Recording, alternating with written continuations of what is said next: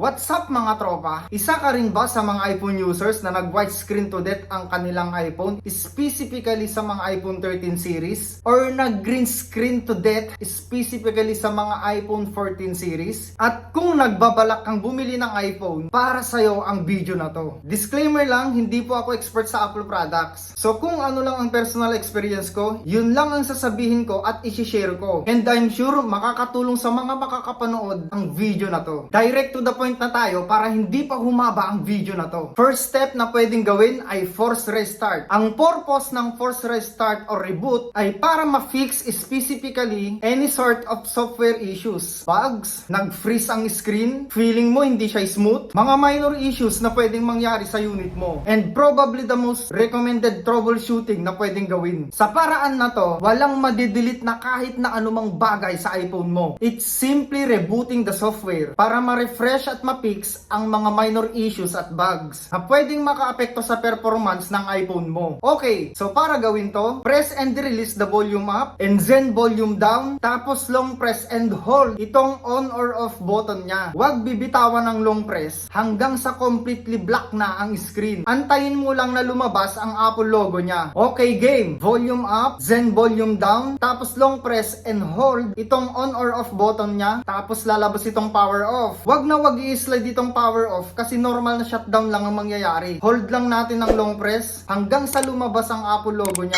So kapag lumabas na tong Apple logo, pwede nang bitawan tong long press. Maghintay lang ng konting kembot para bumalik siya sa home screen. And that's how to do a force restart to fix any sort of software minor issues, bugs, freeze na pwedeng mangyari sa iPhone mo. Okay, maraming beses kong ginawa to sa loob ng isang araw. Araw-araw simula nung na white screen ang cellphone ko. Ang buong kwento nasa nauna kong ginawang video about white screen. Maraming comments doon and questions na hanggang ngayon hindi ko pa din nasasagot. Kaya gumawa ko ng panibagong video para dito ko na lang sagutin lahat ng tanong. Sa case ng white screen or green screen sa iPhone 14 series, pwedeng gumana tong force restart, pwede rin hindi. Sa case ko, gumana naman. Kaso, after 13 days, bumalik ulit sa white screen. So, nakakalungkot. Nakagawa pa nga ako ng mga cooking videos ko nung gumana ulit eh. Pero nag-white screen ulit. Dumating sa point na nawalan ako ng pag-asa kasi imagine napakamahal din ng display replacement, di ba? Kasama diagnose, kulang-kulang 25,000. Nung under warranty pa ang unit ko, meron siyang konting scratch sa display niya. Kaya na-void ng engineer yung warranty niya. Hanggang sa umabot ng more than 3 months out of warranty na. Kaya wala na talagang pag-asa pa. Kaya more than 3 months akong walang cooking video noon. Kaya nga nagtatanong yung mga followers ko, uy, ba't hindi ka na nagluluto? Kasi iPhone lang for me ang magandang camera na smartphone. That's for me lang ha. Sorry. At ayun na nga.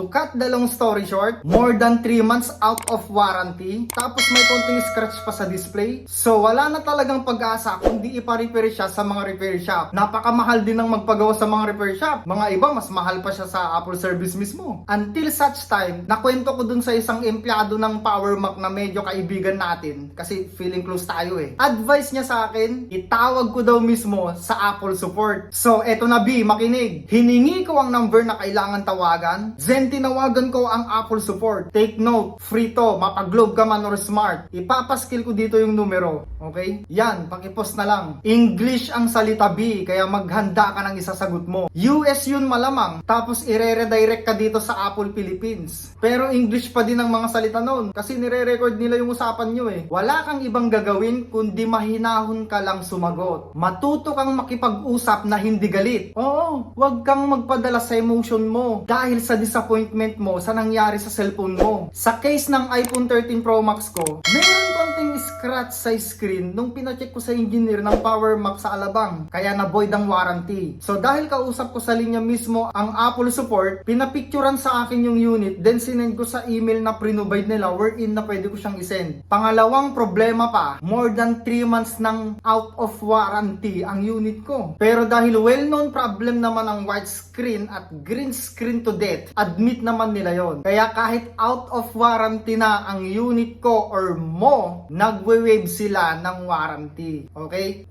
As long as hindi pa nabubuksan ng ibang repair shop ang unit mo, as long as hindi water damage, pasok yan. Kinikwento ko to kasi baka meron tayong same na case. Okay? So yung Apple support pa mismo ang maghahanap ng pinakamalapit na branch ng Apple service para sa'yo. Pero ako na lang mismo ang pumili ng service center. Bibigyan ka mismo ng Apple support ng case number. I-email nila sa'yo agad-agad yung case number, okay? At yun ang ipapakita mo sa Apple service na pupuntahan mo. Tropa, pagdating ko sa Switch Alabang, unit lang ang tinignan. Hindi nila tatanungin kung nasaan yung box. Wala din silang pakialam kung nasaan yung resibo mo or kung saan at kanino mo binili. Sa madaling salita, yung unit mo lang ang kailangan nilang makita. Okay? Kaya kung nawala mo na ang box o resibo mo, huwag kang mag-alala, tropa. Pagka-check ng engineer nila sa unit ko, sinabihan ako 3 to 4 weeks daw bago nila maayos yung unit ko. So depende daw sa availability ng parts. Ito pa, bago ko makalimutan, ipapalag out sa'yo yung Apple ID mo sa unit mo gamit ng Mac nila. Once nilag out mo, mawawala lahat ang anumang laman ng iPhone mo. So kailangan meron kang iCloud storage. Pero wala ako nun, kaya okay lang ma-delete lahat. Mahalaga maging okay yung iPhone ko. Syempre, after 2 days, nag-text ang Switch Alabang sa akin na 4 pick up na daw ang unit ko. Pagdating ko sa Switch Alabang, binuksan ko kaagad yung unit ko. Sa sobrang excitement ko, inactivate ko kaagad. Pagka-activate na activate ko, pumunta kaagad ako sa settings. Tapos general, tapos about phone.